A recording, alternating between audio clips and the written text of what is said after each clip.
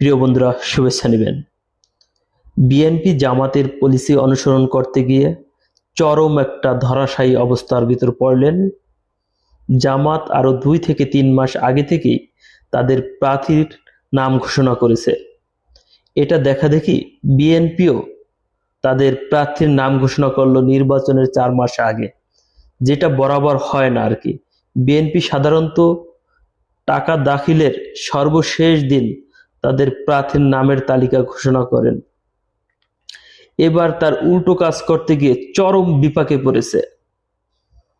BNP আবার নীতিগত সিদ্ধান্ত নিয়েছেন একই পরিবারের একাধিক ব্যক্তি প্রার্থী হতে পারবেন না। এই সিদ্ধান্তের বিরোধিতা করেছেন মির্জা আব্বাসের ছেলে।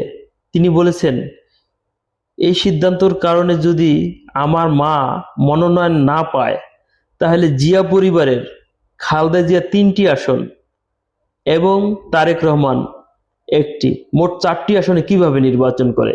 এটা তো নীতিগত সিদ্ধান্তের সাংঘর্ষিক অবস্থায় আছে।